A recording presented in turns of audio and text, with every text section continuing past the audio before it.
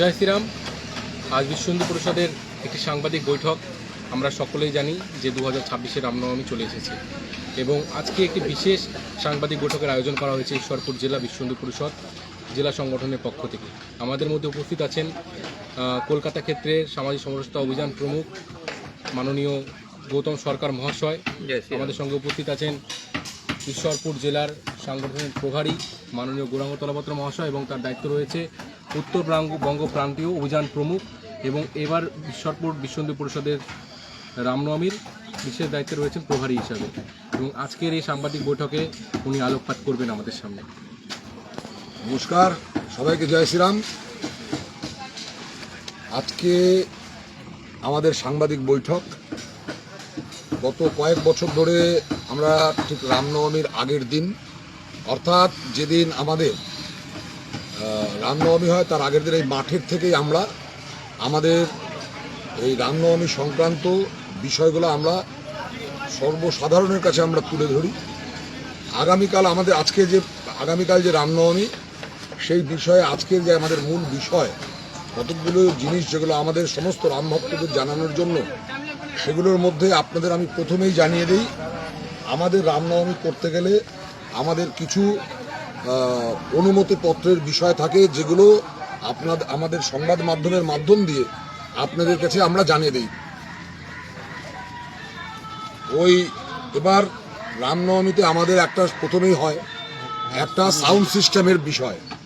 যে sound system আমাদের 65 decibel যাতে ক্রস না করে হাইকোর্টের নির্দেশ অনুযায়ী, এবং হাইকোর্টের নির্দেশ অনুযায়ী যেটা করতে হয়, যেটা সাউন্ড সিস্টেমের জন্য, সেটা আমাদের মাননীয় মহকুমা শাসক মহাশয়া আমাদের ইতিমধ্যেই প্রদান করেছে। আপনাদের মাধ্যম দিয়ে আমি সমস্ত সর্বসাধারণকে জানানোর চেষ্টা করছি, আপনারা আগামীকাল নির্ভয়ে আসুন রামনবমীতে। এবারের রামনবমীটা একটা ঐতিহাসিক রামনবমী যাতে হয়, সেভাবেই আমরা যাতে আগামী দিনে আগামীকাল যাতে একটা বিরাট বড় ঐতিহাসিক রামনবমী সার্থক করে তুলতে পারি, তার জন্য আমি আপনাদের শুরুতেই দেখাচ্ছি এটা মাননীয় মহকুমা শাসক মহাশয়ের অনুমতিপত্র।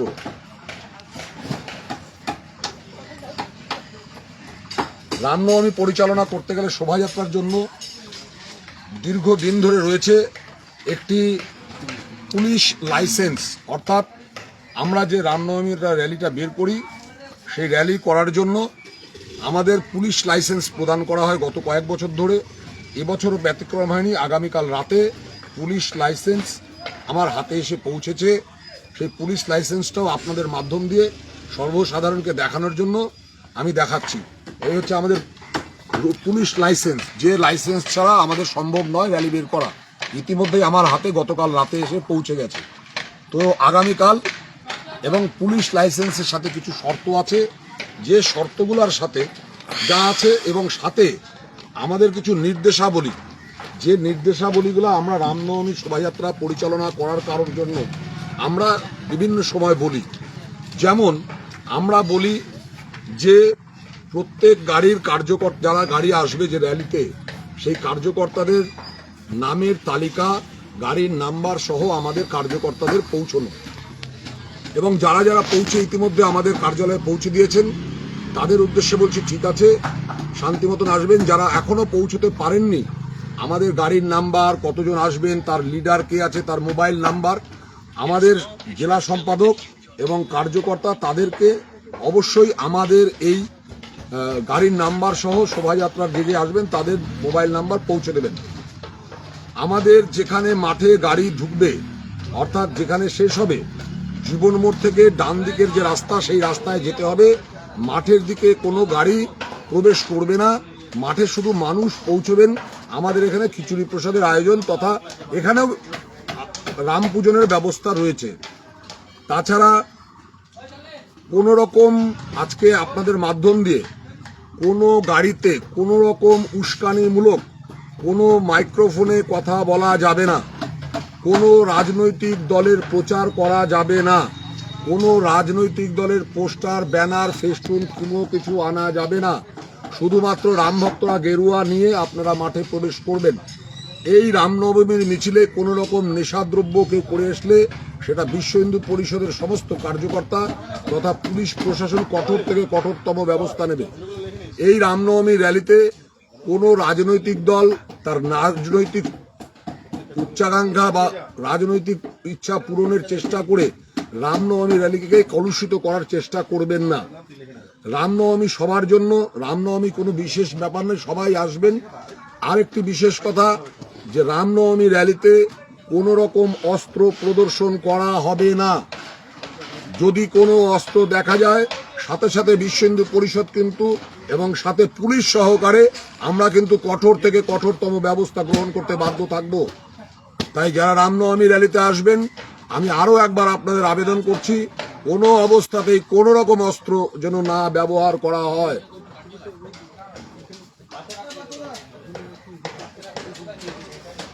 রামনবমী র্যালিতে আমাদের যেটা আছে, রুট যেটা আছে সেটাই থাকবে, এবং রুটের সাথে সাথে আমাদের যেভাবে বলা হয় বারবার যে রাম, লক্ষ্মণ, সীতা, হনুমান, ভগবান, ভোলেনাথ এগুলো সেজে আসার আগ্রহ করা হচ্ছে, এবং অধিক থেকে অধিকতম ট্যাবলো যাতে আপনারা আনেন তার ব্যবস্থা করার জন্য। এই সমস্ত সেজে আসার পরেও আমাদের 2026-এর নতুনভাবে দুটো অ্যাডিশন করা হয়েছে সেজে আসার বিষয়ে। যাতে এবার আমাদের অ্যাডিশন করা হয়েছে ভারত মাতা সেজে আসতে পারবেন, এবং তৎসহ স্বামী বিবেকানন্দ সেজে আসতে পারবেন, এবং ভারত মাতা এতে সেজে আসতে পারবেন। আরও একটা সংবাদ মাধ্যমের মাধ্যম দিয়ে সবাইকে বলছি, রামনবমী যে আমাদের আগামীকাল, ঘরে না বসে থেকে, বাড়িতে না থেকে সবাই সুন্দরভাবে আমাদের এই রামনবমীতে অংশগ্রহণ করবেন সূর্য সেন স্পোর্টিং ক্লাব থেকে। আমাদের সকাল 8টায় রামনবমী যে শোভাযাত্রা, এই যে শোভাযাত্রা আগামীকাল রামনবমীর শোভাযাত্রা সকাল 8টা থেকে সূর্য সেন স্পোর্টিং ক্লাবের ময়দান থেকে শুরু হয়ে আমাদের রামনবমীর র্যালি আমাদের শহর পরিক্রমা করে সুভাষনগর জুনিয়র হাই স্কুলের মাঠে এসে পৌঁছবে। আমরা বিগত দিনে আমরা রামনবমী শোভাযাত্রায় যা করেছি, এবারে আমরা দুটি বিশেষভাবে অ্যাড করেছি রামনবমী শোভাযাত্রার ভিতরে। একটি যেমন আমাদের নৃত্য থাকবে, রামের গানের উপরে, ভগবান রামের গানের উপরে আমাদের নৃত্য থাকবে। আপনারা সবাই সেই নৃত্য উপভোগ করবেন। আমরা র্যালি চলাকালীন 3টি স্থানের আমরা নৃত্য পরিবেশনের জন্য আমরা ওখানে নৃত্য করা হবে।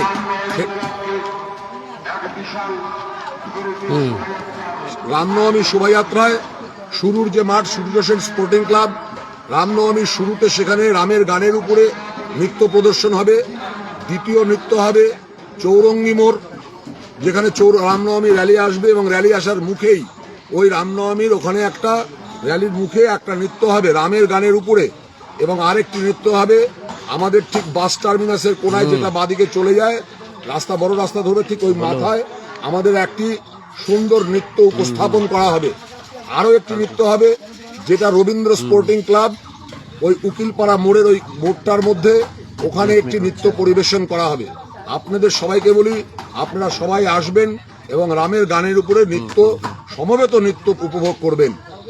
আরও একটি জিনিস যে এটা এডিশন করা হয়েছে আপনারা জানেন, সংবাদ মাধ্যমের মাধ্যম দিয়ে গত রবিবার অর্থাৎ 22শে মার্চ আমাদের একটি অঙ্কন প্রতিযোগিতা ছিল।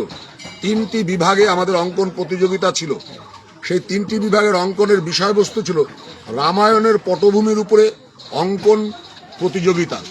সেই অঙ্কন প্রতিযোগিতা আমাদের হয়ে গেছে ইতিমধ্যে। আমাদের অঙ্কন প্রতিযোগিতার যে ফল, সেই ফলও আমাদের কাছে পৌঁছে গেছে।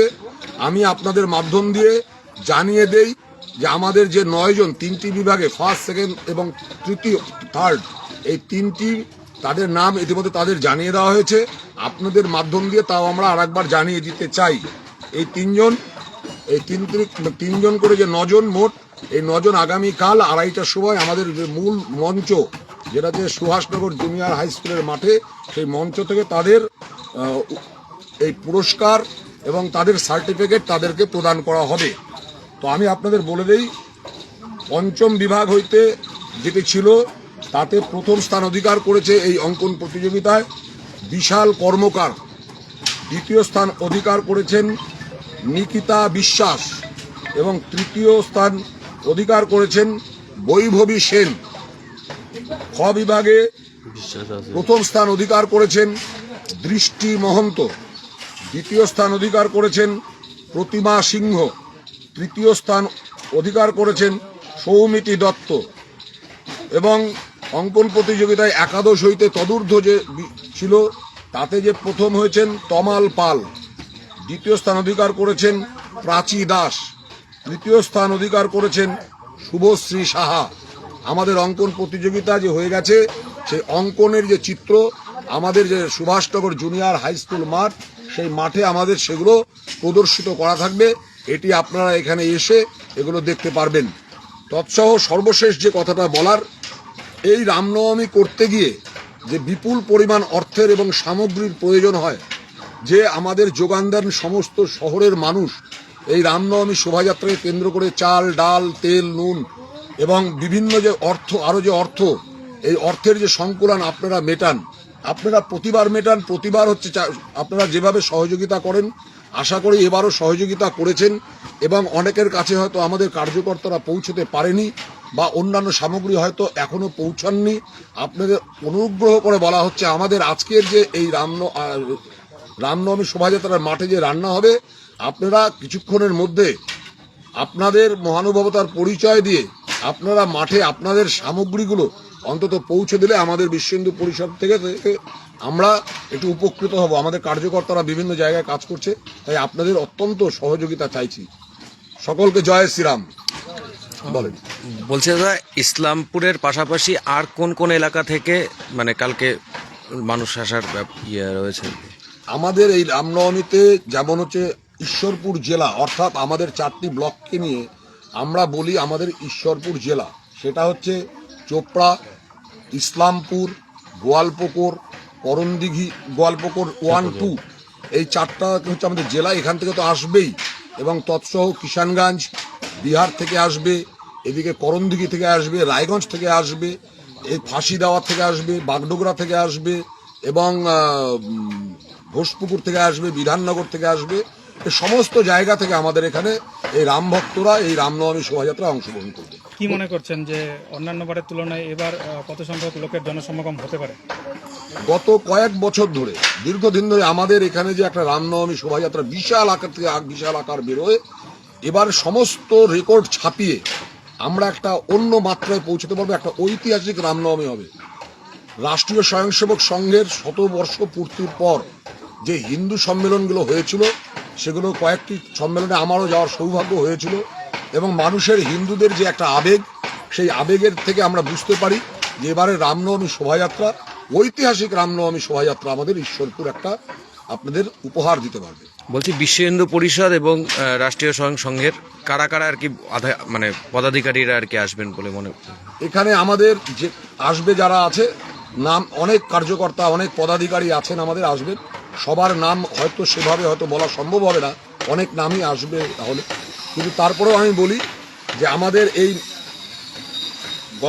আগামীকালের যে রামনবমী, সেটা আমাদের ক্ষেত্র সংগঠন মন্ত্রী, আমাদের ক্ষেত্র সংগঠন মন্ত্রী কলকাতা ক্ষেত্রের সোহন সিং সোলাঙ্কি, যিনি এখানে মাঠে আসবেন, আমাদের এই শোভাযাত্রায় থাকবেন, এবং সাথে এখানে মঞ্চেও তেনার বক্তব্য আমরা শুনতে পাবো। তৎসহ কলকাতা ক্ষেত্র, অর্থাৎ উত্তরবঙ্গ, দক্ষিণবঙ্গ, মধ্যবঙ্গ, সিকিম, উড়িষ্যা এবং আন্দামান, এই সম্পূর্ণ যে কলকাতা ক্ষেত্র বলা হয়, এই কলকাতা ক্ষেত্রের সামাজিক সমরসতা অভিযান প্রমুখ গৌতম সরকার অলরেডি আমাদের মাঝখানে পৌঁছে গেছেন, তিনিও থাকবেন, সাথে আমাদের আরও কার্যকর্তারা থাকবেন। বলছি যে আপনি বললেন যে বিগত বছরগুলির তুলনায় এবছরের জনসমাগমটা বেশি হবে, তাহলে সেক্ষেত্রে প্রস্তুতিও তো তাহলে বেশি নেওয়ার কথা এবং প্রস্তুতিও বেশি হওয়ার কথা। কি কি প্রস্তুতি বেশি মানে বড় আকারে নিয়েছেন এবার? প্রস্তুতির মধ্যে আমাদের যেমন যোগাযোগ প্রস্তুতি বড় আকারে করতে গেলে তার একটা প্রচার লাগে, সেই প্রচার আমাদের তুঙ্গে অলরেডি, প্রচার পর্ব শেষের পথে। প্রচারের সমস্ত গ্রামকে গ্রাম আমাদের কার্যকর্তা ছুটে বেরিয়েছে, এবং দীর্ঘদিন সংগঠন করার সুবাদে আমাদের গ্রামে গ্রামে আমাদের সমিতি নির্মাণ হয়ে যাওয়ার কারণে প্রচারটা গ্রাম থেকে গ্রাম স্তর একদম শেষ স্তর অবধি আমাদের পৌঁছে গেছে। এবং তার সাথে সাথে যেগুলো করা দরকার, যে আমাদের স্বেচ্ছাসেবক সংখ্যা বাড়ানো, এবার অধিক থেকে অধিকতর স্বেচ্ছাসেবক থাকবে এই রামনবমী শোভাযাত্রাকে যাতে সঠিকভাবে পরিচালনা করা যায়, তার জন্য অধিক থেকে অধিকতর আমাদের স্বেচ্ছাসেবক থাকবে। এবং রান্না এত লোক আসলে আমাদের যে সামগ্রী, অর্থাৎ এখানে যে মহা রামপ্রসাদের আয়োজন করা হয় এই সুভাষনগর জুনিয়র হাই স্কুলে, আপনারা দেখতে পাচ্ছেন প্রস্তুতি প্রায় অনেকটাই হয়ে গেছে। আমাদের রাত্রি 8:50 যে আমরা একটা শুভক্ষণ ঠিক করেছি, এই রাত্রি 8:50 আমাদের অগ্নি প্রজ্বলন করে আমাদের রান্নার কাজ শুরু হয়ে যাবে। এবার 5টি চৌবাচ্চা রয়েছে, চৌবাচ্চাতে খিচুড়ি থাকবে এবং বিপুল সংখ্যক যে বাসন, সে বাসনের মধ্যেও আমাদের খিচুড়ি থাকবে। এবং একটি রামভক্ত মহারামপ্রসাদ থেকে বঞ্চিত হবে না, প্রত্যেকে এই মহারামপ্রসাদ পাবেন। বলছি সারিবদ্ধভাবে একাধিক কড়াইয়ের মধ্যে আপনারা খিচুড়ি রান্না করেন, এবছর কত কড়াইয়ে খিচুড়ি রান্না হচ্ছে? এবছর 40টা কড়াই, একসাথে 40টা কড়াই রান্না হতে থাকবে। 8:50 থেকে রান্না শুরু হবে এবং যতক্ষণ শেষ রামভক্ত প্রসাদ না গ্রহণ করবে আমাদের রান্না চলবে। পুলিশ এবং প্রশাসনের তরফে যে সহযোগিতা আপনাদের পাওয়ার কথা, সেই সম্পূর্ণ সহযোগিতা কি পেয়েছেন? পুলিশের সহযোগিতা এই মুহূর্তে না বলাই ভালো। ঠিক আছে, কাগজপত্র অনেক পেয়েছি, আর তার সাথে যে টার্মস অ্যান্ড কন্ডিশন আছে সেটা আমি এখন উল্লেখ করলাম না। যদি এই টার্মস অ্যান্ড কন্ডিশন মানতে হয় তাহলে ঘরের থেকে বেরিয়ে বাথরুমে যাওয়া যাবে না। কিন্তু আমরা অনুমতিপত্র পেয়েছি, রাম ভক্তরা হাঁটবে, পথে হাঁটবে, ঐতিহাসিক রাম ভক্ত। আমি একটুখানি কি দাদাকে একটু বলতে চাইছিলাম যে সব কিছু অনুমতি বা বাকি সব কিছু সবই ঠিক আছে, এর মাঝখানে বিষয়টা হচ্ছে যে একটা বিষয় থেকে যায় যে প্রতিবারই আমরা দেখি প্রচুর সংখ্যক রাম ভক্তরা তারা আসেন, আনন্দ করেন, প্রসাদ খান, চলে যান। কিন্তু বিষয়টা হচ্ছে যে মানুষের কাছে আমাদের মনে হয় যে এই যে রাম নবমীকে কেন্দ্র করে যে শোভাযাত্রা, এটার সত্যিকারের যথার্থতা কি, যৌক্তিকতাটা কি, এখনো পর্যন্ত মনে হয় প্রচুর রাম ভক্তদের কাছে পৌঁছয়নি। আপনার কাছ থেকে একটু ছোট্ট করে সেই, যদিও এটা অনেক বিশাল আকারে তার যৌক্তিকতা রয়েছে, কিন্তু একটু ছোট্ট করে জানতে চাইবো এবং আমাদের দর্শকদের জন্য কি বলতে চাইবেন, কেন এই রামনবমী?